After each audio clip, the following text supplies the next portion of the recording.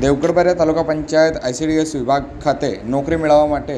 ખોટા પ્રમાણપત્રને અસલ રજૂ કરતા મહિલા વિરુદ્ધ પોલીસ ફરિયાદ નોંધાવા પામી છે. આજે તારીખ 4 જૂન 2024 મંગળવારના રોજ મળતી માહિતી અનુસાર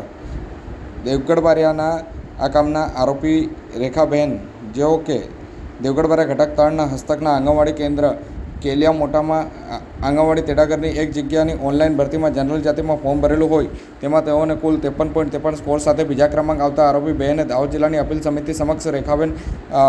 અભયસિંહ રાઠવાના નામનો અનુસૂચિત જનજાતિનો દાખલો રજૂ કર્યો હતો. તેને માન્ય રાખવાની અરજી કરતાં અપીલ કરી અને ધ્યાનમાં નિયમો અનુસાર તેઓની અપીલ અમાન્ય રાખવામાં આવી હતી. ત્યારબાદ આરોપી બહેન દ્વારા સ્પેશિયલ સિવિલ એપ્લિકેશન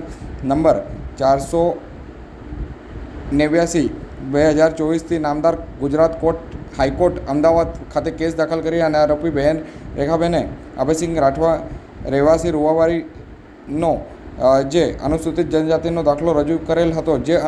દાખલો મદદનીશ કમિશનર આદિજાતિ વિકાસ દાહોદ નાઓ દ્વારા રજિસ્ટ્રેશન ઉપર ખાતરી તપાસ કરતા રેખાબેન અભયસિંહ રાઠવાનો અનુસૂચિત જન દાખલો જેઓ તેમની કચેરીના રેકર્ડ ઉપર નોંધાયેલ નથી, તેમજ અનુસૂચિત જનજાતિનો જે આ દાખલો છે તે વસાયા જયદીપકુમાર રહેવાસી મીરાખેડી નામનું રેકોર્ડ હોય, જેથી આ કામના આરોપી બહેન, જેઓ કે ઠગાઈ કરતા હેતુ ગુનાહિત કાવતરું રચી પોતાના નામનો ખોટો અને બનાવટી જાતિનો દાખલો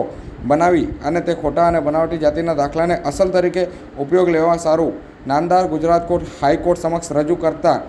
સમગ્ર મામલે જે દેવગઢ બારિયા પોલીસ સ્ટેશન મથકે ફરિયાદ નોંધાવા પામી હતી. પોલીસે મહિલા વિરુદ્ધ સવારે 9:35 ગુનો નોંધી કાયદેસરની કાર્યવાહી હાથ ધરી છે.